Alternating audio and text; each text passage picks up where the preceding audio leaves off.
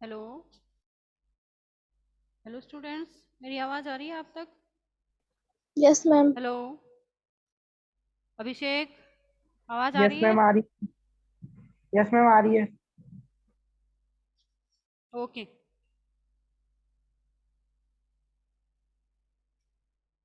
First of all good morning students.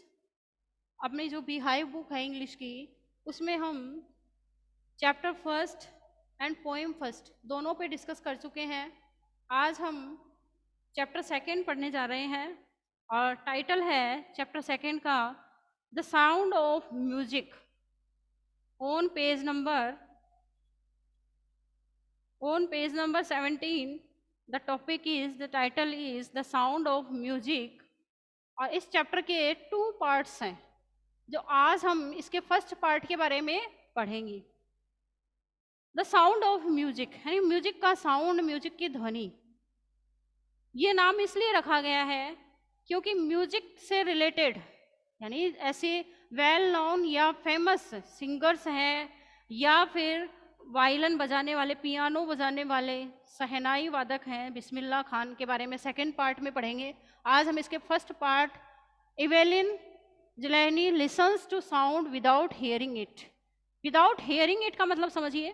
देखो, without hearing it, without यानी बिना, hearing it यानी सुने बिना, बिना सुने बिना ही इलेवन इवेलिन जिलैनी जो थी उसने साउंड सुना।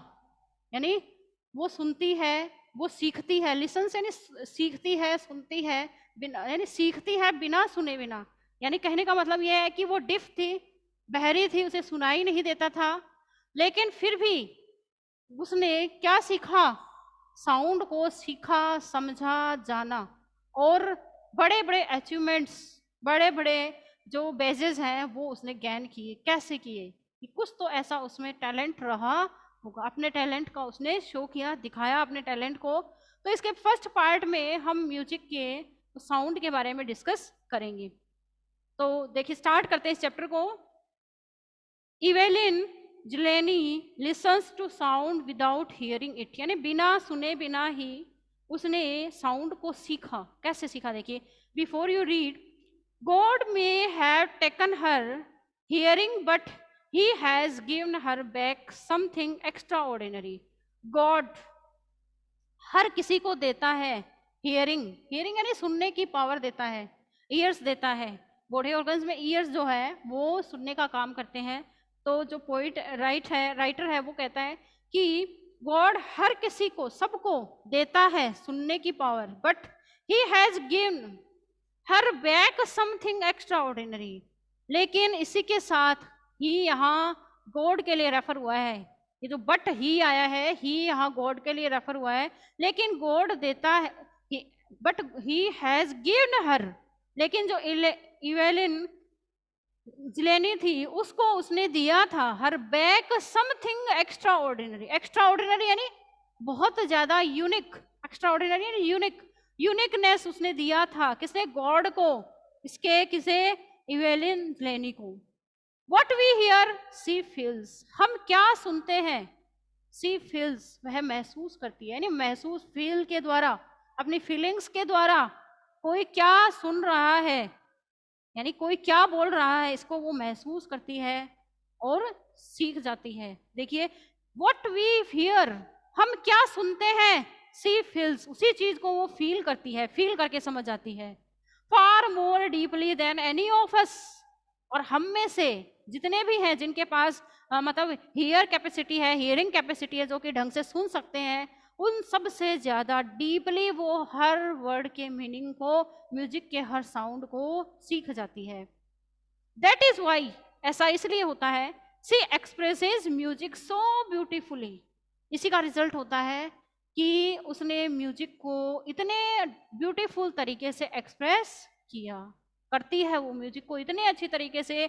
यानी फेमस म्यूजिशियन है इवेलिन लेनी, जो है फेमस म्यूजिशियन है वो, यानी हमसे ज़्यादा अच्छी तरह ब्यूटीफुल तरीके से म्यूजिक को रिप्रेजेंट करती है, एक्सप्रेस करना जानती है। ये सब उसके टैलेंट की वजह से है।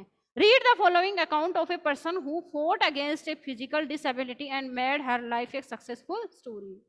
यहाँ नीचे ये जो स्टोरी पोएट राइटर हमें बता रहा है उसको पढ़िए ध्यान से।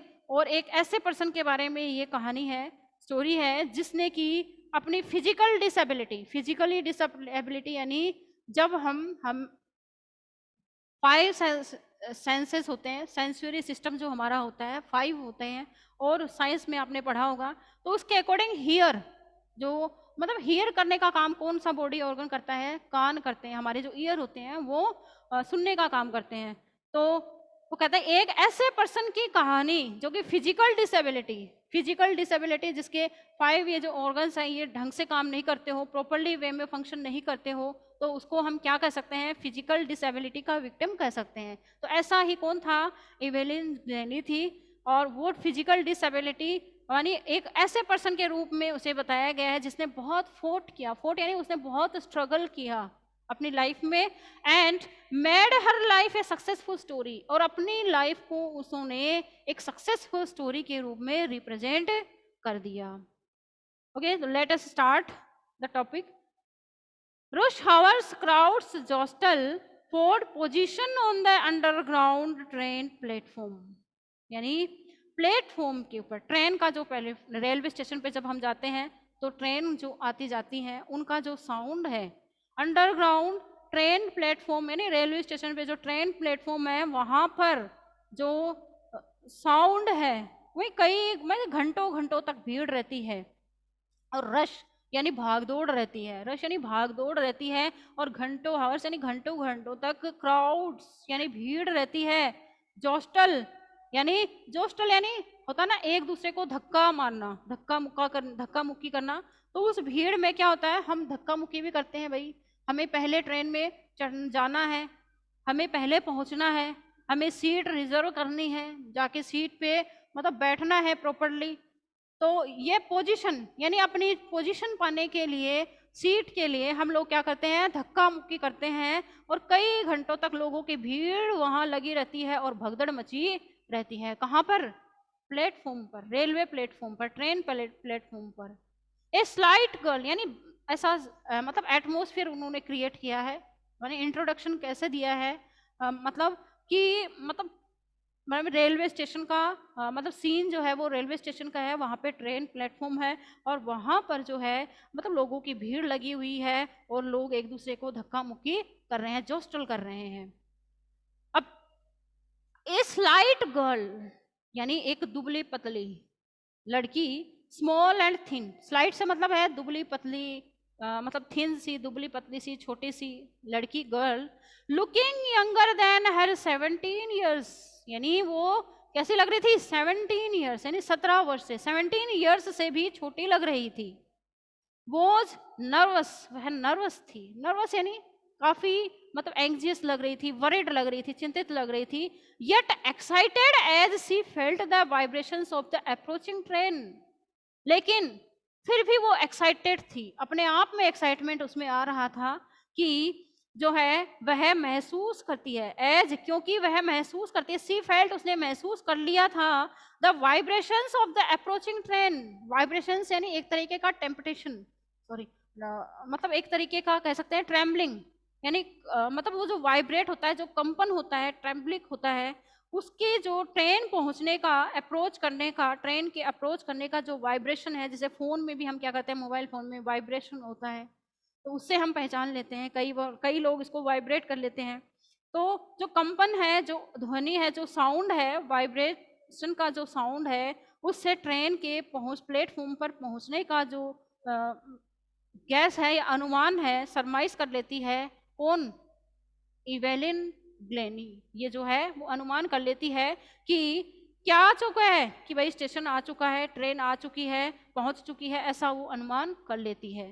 Jasmine, it was her first day at the prestigious royal academy of music in London. वो कहाँ जा रही है, लंदन में एक प्रेस्टिजियस मतलब होता है काफी फेमस, पॉपुलर, एक रॉयल एकेडमी है म्यूजिक की, वहां वो जा रही है और उसका वो फर्स्ट डे है वहां उस एकेडमी में। And daunting even for any teenager fresh from a Scottish farm, और डॉन्टिंग यानी फ्राइटनिंग, डराने वाला, डराने धमकाने वाला। एंड डोंटिंग एनफ, और ये चीज उसके लिए काफी डराने धमकाने के बराबर है।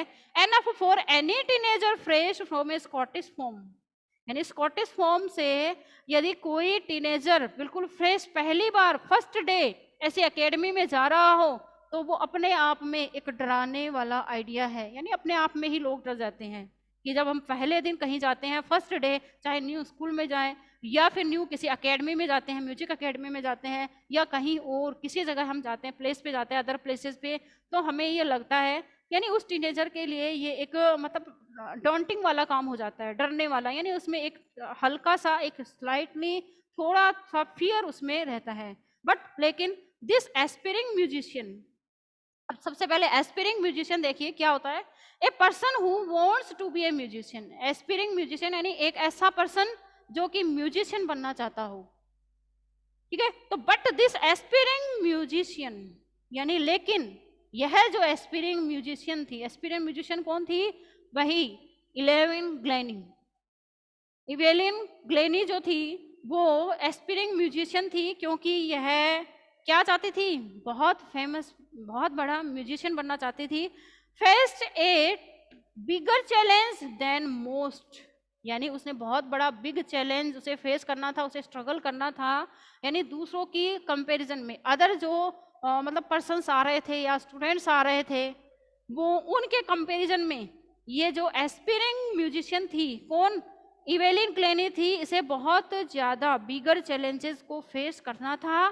सी वॉज प्रोफाउंडली डिफ, क्यों, क्योंकि वो प्रोफाउंडली यानी डीपली, वो क्या थे, डिफ थी, बहरी थी, उसे सुनाई नहीं देता था। Hearing capacity, he she has lost her hearing capacity, यानी वह अपने सुनने की जो कैपेसिटी है उसको बचपन में ही खो चुकी थी।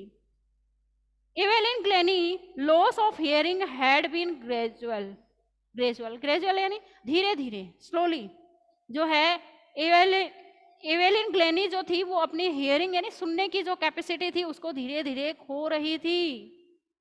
हर मदर रिमेंबर्स, यानी इवेलिन की जो मदर है उसे याद आता है, नोटिसिंग समथिंग वाज रॉन्ग, यानी उसकी मदर ने पहली बार जब उसे नोटिस, उसकी मदर को पहली बार कब नोटिस हुआ कि वो डिफ है, उसे सुनाई नहीं देता है, कि कुछ गलत हो रहा है इस बच्चे के साथ। यानी हर मदर रिमेंबर्स, उसकी मदर को याद आता है, नोटिसिंग, जब उसने ये नोटिस किया, समथिंग वाज रॉन्ग, कुछ उसके साथ गलत हुआ था। When the I 8 years old Evelyn was waiting to play the piano, जब 8 वर्ष की, 8 years की जो वो इवेलिन थी वो वेट कर रही थी कि उसे पियानो बजाना है, बजाने का वेट कर रही थी, तब उसे पता चलता उसकी मदर को कि जो, जब वो 8 वर्ष की होती है, इवेलिन जब 8 वर्ष की थी, तब उसकी मदर को ये बात नोटिस में आती है कि वो डिफ है, उसे सुनाई नहीं देता है। They called her name and she didn't move, जब वो 8 years old थी तो उसकी मदर ने उसका नाम पुकारा था, इवेलिन इवेलिन, लेकिन उसने मूव नहीं किया, वो हिली भी नहीं, यानी उसे सुनाई नहीं दे रहा था। ये बात उसकी मदर को जब वो 8 years old थी तब पता चली थी। I suddenly realized she had not heard, उसकी मदर कहती है इवेलिन की, मुझे अचानक ये बात मैंने महसूस करी, पहचानी कि शायद वो सुन नहीं सकती थी। Says Isabel Glenny, Isabel Glenny कौन है, उसकी मदर का नाम है, तो इसको अंडरलाइन कर लो आप लोग, इजाबेल ग्लेनी उसकी मदर का नाम है। इवेलिन ग्लेनी जो है उसकी मदर का नाम इजाबेल ग्लेनी है। For quite a while Evelyn manage to conceal her growing deafness from friends and teachers, और फॉर क्वाइट, क्वाइट का मतलब होता है कंप्लीटली, पूरी, लेकिन पूरी तरीके से, थोड़े समय के लिए, यानी उसकी जो ये इवेलिन थी उसने मैनेज किया, अपने आप को मैनेज किया, टू कंसील, कंसील यानी टू हाइड, छिपाना, छिपाना, छिपान कर, हर ग्रोइंग डिफनेस, उसका जो डिफनेस, बहरापन जो बढ़ता जा रहा था, उसका डिफनेस जो ग्रोइंग कर रहा था, बढ़ रहा था धीरे धीरे, फ्रॉम फ्रेंड्स एंड टीचर्स, शुरू में तो उसने अपने फ्रेंड्स, स्कूल में जब वो जाती थी तो वहाँ जो टीचर्स थे और उसके जो फ्रेंड्स थे उन सब लोगों से इवेलिन के डिफनेस को छिपा कर रखा गया। बट लेकिन बाय द टाइम, लेकिन टाइम के साथ, सी वॉज 11, जैसे ही वह 11 years ओल्ड हुई, हर मार्क्स हैड डेटोरिएटेड, यानी उसके जो मार्क्स थे सब्जेक्ट में, टेस्टों में, एग्जाम्स में, वो गिरते गए, डेटोरिएटेड यानी कम होते गए, लेस होते गए। And her head mistress urged her parents, अर्ज यानी रिक्वेस्ट करना, और उसकी जो हेड मिस्ट्रेस थी, उसके स्कूल की जो हेड मिस्ट्रेस थी इवेलिन ग्लेनी की, वो उसने उसके पेरेंट्स से ये रिक्वेस्ट की to take her to a specialist, कि वो उसे एक स्पेशलिस्ट के पास ले जाए, और स्पेशलिस्ट के पास ले जाए और वहाँ इसका ट्रीटमेंट करवाया जाए। इट वॉज देन डिस्कवर्ड, और ये बात तब पता चली, that her hearing was severely impaired as a result of gradual nerve damage, यानी, और ये बात पता चली जब उसे स्पेशलिस्ट के पास ले जाया गया, तो उसने ये बात बताई कि उसकी जो सुनने की जो पावर है, सुनने की जो कैपेसिटी है, हियरिंग कैपेसिटी जो है, वो सेवरली इम्पेयर्ड, बुरी तरह खराब हो चुकी थी, बैडली तरीके से लॉस हो चुकी थी उसकी कैपेसिटी। एज ए रिजल्ट इसका रिजल्ट था कि धीरे धीरे उसका जो नर्वस जो डैमेज है, नर्व डैमेज होता जा रहा था, यानी उसके टेंशन, उसका स्ट्रेस बढ़ना, डैमेज होना, इसी वजह से ये सारा कुछ हो रहा था। दे वर एडवाइज्ड, उन्होंने उनको एडवाइस दी, ये सलाह दी, that she should be fitted with hearing aids, यानी उसे अपने कान में हियरिंग एड्स जो आते हैं, सुनने की जो एक मशीन आती है, हियरिंग मशीन जो आती है, वो लगा लेनी चाहिए। And sent to a school for the deaf, और उसे मतलब जो डिफ लोग बच्चों के लिए, जो बहरे बच्चों के लिए स्कूल बनी होती है, वहां उसे भेज देना चाहिए। Everything suddenly looked black says Evelyn, Evelyn कहती है हर चीज अचानक ब्लैक हो गई थी, काली हो चुकी थी, चारों तरफ डार्कनेस हो चुका था जब उसे ये बात पता चली। उसके लिए चारों तरफ क्या था? ब्लैकनेस था, मैंने सब, यानी वो देख सकते थे लेकिन सुन नहीं सकते थी। वो कहती है कि हर चीज मेरे लिए ब्लैक हो चुकी थी, मानी वो काफ़ी डिसअपॉइंटेड हो चुकी थी इस चीज़ से कि इस स्कूल से निकाल करके मुझे डिफ स्कूल में डाला जाएगा, डिफ स्टूडेंट्स के लिए जो स्कूल होती है वहाँ जाना होगा। But Evelyn was not going to give up, लेकिन जो इवेलिन थी वो गिव अप करने वाली नहीं थी। गिव अप का मतलब होता है छोड़ देना, त्याग कर देना किसी अपनी हॉप को, अपनी इच्छा को, या फिर अपनी जो ड्रीम होता है उसको छोड़ देना, यानी लेकिन उसने अपनी हिम्मत नहीं हारी। क्यों? कौन सी हिम्मत?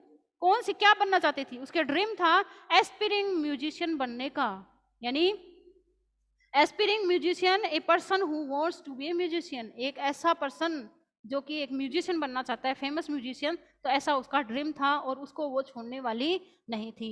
She was determined to lead a normal life, उसने ये डिसाइड किया कि वो एक नॉर्मल लाइफ जिएगी, common life, general life, and pursue her interest in music, और म्यूजिक में अपने इंटरेस्ट को कंटिन्यू रखेगी, चालू रखेगी, म्यूजिक में अपने इंटरेस्ट को बिल्कुल कम नहीं करेगी, परस्यू यानी बढ़ाएगी, ग्रोइंग अप करेगी इसको, ना कि इसको कम करेगी। वन डे, एक दिन, she noticed a girl playing a xylophone, एक दिन उसने एक गर्ल को देखा कि वो एक्सलोफोन चला रही थी, बजा रही थी, एंड डिसाइडेड, और उसने ये डिसाइड किया that she wanted to play it too, वह भी इसको बजाना चाहती है। Most of the teachers discouraged her, ज़्यादातर टीचर्स ने, डिफ स्कूल में जब वो चली गई थी तो वहाँ के जो टीचर्स थे उन्होंने उसे डिस्करेज्ड किया, यानी उसने उसको डिसअपॉइंटेड किया कि तुम नहीं बजा चला पाओगी, नहीं प्ले कर पाओगी। But percussionist Ron Forbes spotted her potential, लेकिन अब देखिए परस्यूनिस्ट का मतलब है a person who plays the drum, the tabla, and potential का मतलब है क्वालिटी और ability that can be developed, यानी लेकिन जो पर्सन था जो कि एक्सलाफोन चलाना, प्ले करना सिखाता था, परक्यूनिस्ट जो था रोन फोर्ब्स, उसने उसकी जो एबिलिटी थी वो उसको डेवलप करना चाहता था, यानी उसने उसको सपोर्ट किया, यानी जो टीचर था एक्सलाफोन का उसने उसे सपोर्ट किया, परक्यूनिस्ट ने उसे सपोर्ट किया। He began by tuning two large drums to different notes, उसने दो बड़े बड़े ड्रम्स उसने शुरू कर दिया उसे बढ़ाना, मैंने उसे एक्सलाफोन सिखाने के लिए उसने ट्रेनिंग देनी शुरू कर दी, और उसने शुरू कर दिया बाय ट्यूनिंग, ट्यून के द्वारा, 2 large drums, 2 बड़े बड़े ड्रम्स रखकर, टू डिफरेंट नोट्स, यानी अलग अलग नोट्स में साइड में उन्हें रखकर, यानी अलग अलग वर्ड्स, अलग अलग लाइंस उसे सिखाई जाती थी और उसके माध्यम से वो एक्सलाफोन सीखा करती थी। Don't listen through your ears, he would say, जो टीचर था, एक्सलाफोन वाला टीचर, वो उसे कहता था, उसने उससे कहा, don't listen through your ears, अपने कानों से मत सुनो, अपने ईयर से मत सुनो, try to sense it some other way, किसी और वे से इसे सुनो, यानी अदर जो ऑर्गन्स हैं, बॉडी ऑर्गन्स हैं, उनसे इसको महसूस करो। Says 11, suddenly I realise I could feel the higher drum from the waist up, कि 11 बताती है हमें कि अचानक मैंने महसूस किया, ये पहचान की कि मैं फ्रॉम द वेस्ट अप, यानी मैं जो है, and the lower one from the waist down, यानी कुछ वर्ड्स को, कुछ सेंटेंसेस को वो अपने बॉडी के जो ऊपर के पार्ट्स हैं, यानी ये जो वेस्ट होती है, कमर होती है, इसके ऊपर के जो पार्ट्स हैं उनसे महसूस करना, फील करना, सुनना शुरू किया, और कुछ वर्ड्स को वो बॉडी के ये वेस्ट कमर के नीचे के पार्ट से उसने महसूस करना शुरू किया, सुनना शुरू किया। फोर्ब्स रिपीटेड द एक्सरसाइज, यानी जो टीचर था, फोर्ब्स जो था, परक्यूरिस्ट जो था, एक्सिलाफोन वाला टीचर था, उसने रिपीटेड रखा, यानी उसको रिपीटेशन में रखा एक्सरसाइज, इसी एक्सरसाइज को, यानी वो इसी तरीके से उसे सिखाता रहा कंटिन्यू। एंड सून 11 डिस्कवर्ड, और जल्दी ही 11 ने सीख लिया that she could sense certain notes in different parts of her body, अपने बॉडी के जो डिफरेंट पार्ट्स हैं उनके थ्रू उसने म्यूजिक का जो साउंड है उसको पहचान करना, आइडेंटिफाई करना सीख लिया। I had learn to open my mind and body to sounds and vibrations, अब वो बताती हैं कि मैं अपनी बॉडी के हर पार्ट को ओपन रखती थी, जब मैं, मतलब बॉडी के जो पार्ट्स के, यानी कान को छोड़कर, सिर्फ हियरिंग कैपेसिटी वाला ये जो पार्ट है, इसको छोड़कर बॉडी के जो बाकी पार्ट्स से पार्ट थे, उनके थ्रू मैं म्यूजिक के हर साउंड को सीखा करती थी, सुना करती थी। I had the rest was share determination and hard work, और बाकी दूसरी चीज जो थी वो थी मेरा डिटर्मिनेशन, दृढ़ निश्चय, और मेरा कठोर, मेरी हार्ड वर्क, मेरी कठोर मेहनत, ये सारी चीजें बाकी थी। She never looked back from that point onwards, और उस दिन के बाद उसने कभी पीछे मुड़कर नहीं देखा। She toured the United Kingdom with a youth orchestra, और उसने यूनाइटेड किंगडम का टूर किया, यात्रा की, विद ए यंग ऑर्केस्ट्रा के साथ। एंड बाय द टाइम सी वो 16, और उस समय वो 16 इयर्स की थी। She had decided to make music her life, उसने निश्चय कर लिया था, दृढ़ निश्चय कर लिया था कि वो म्यूजिक को ही अपनी लाइफ बनाएगी। She auditioned for the Royal Academy of Music, उसे रॉयल अकेडमी ऑफ म्यूजिक के द्वारा ऑडिटर किया गया। And scored one of the highest marks in the history of the academy, और उस अकेडमी की, अकेडमी ऑफ म्यूजिक जो थी उसकी हिस्ट्री में सबसे हाईएस्ट मार्क्स उसने गेन करे थे। सी ग्रेजुअली, धीरे धीरे, moved from orchestra work to solo performance, फिर वो धीरे धीरे सोलो परफॉर्मेंस करवाने लगी, ऑर्केस्ट्रा के अलावा फिर वो सोलो परफॉर्मेंस करने लगी। At the end of her 3 years course, और अपने 3 साल के कोर्स में ही, 3 साल के टाइम में ही, she had captured most of the top awards, और उसने जीत लिए थे बहुत सारे जो टॉप अवार्ड्स होते हैं वो। एंड फॉर ऑल दिस, और इन सब के लिए Evelyn won't accept any hint of heroic achievement, इन सब के अलावा जो, यानी जो हीरोइक अचीवमेंट्स थे उनके हिंट को भी उसने एक्सेप्ट किया। If you work hard and know where you are going, वो कहती है इवेलिन कि यदि तुम कठोर मेहनत करते हो, हार्ड वर्क करते हो, और ये जानते हो कि तुम कहाँ जा रहे हो, कहाँ जाओगे, and you will get there, तो तुम वहाँ जा सकते हो। जो तुम डिटर्मिनेशन करते हो, अगर तुम्हारी विल पावर स्ट्रॉन्ग है तो तुम हर चीज गेन कर सकते हो। You will be gain everything if your willpower is strong. If your determination, if you determined to achieve something unique in your life, then you can gain. If your willpower is strong. if you determine in your mind that you should do this, then you do this. Like this Evelyn Glennie said us, and she got right to the top. ऐसा सोचकर ही वो सबसे top पहुंच गई थी, top पर हो गई थी. The world's most sought after multi percussionist with the mastery of some thousands instrument and hectic international schedule. यानी वो मतलब बहुत सारे जो मास्टर हैं, यानी thousands with a mastery of some thousand instruments, कोई थाउजेंड्स जो इंस्ट्रूमेंट्स होते हैं उनको बजाने की जो मास्टरी थी वो उसने गेन कर ली थी धीरे धीरे प्रैक्टिस के द्वारा और अपनी डेली एक्सरसाइज के द्वारा.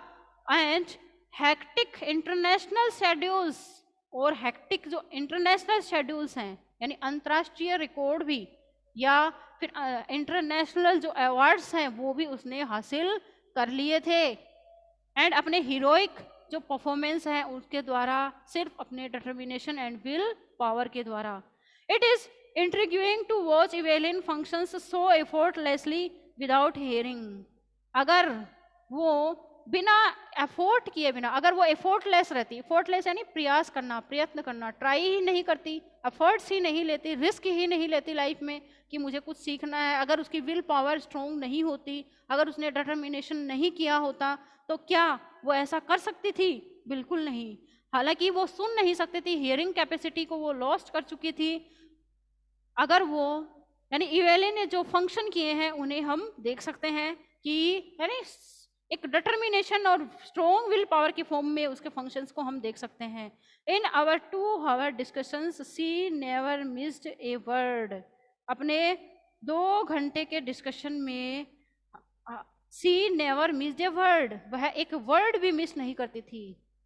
यानी अगर वो अपना म्यूजिक सीखती या उसे कोई साउंड सिखाया जाता तो उस दौरान अगर 2 hours भी कंटिन्यू उसकी क्लास होती तो वो उसमें एक वर्ड भी मिस नहीं करती थी कभी भी.